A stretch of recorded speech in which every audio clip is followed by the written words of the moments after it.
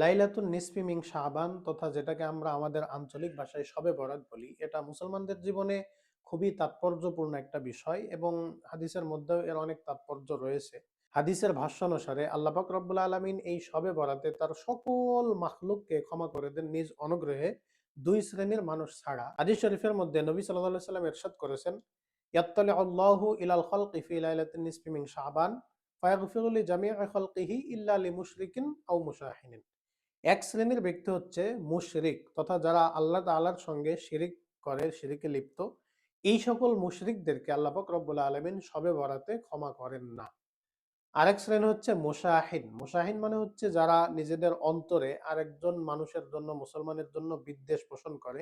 এই শ্রেণীর ব্যক্তিকেও আল্লাহ পাক রব্বুল আলামিন ক্ষমা করেন না।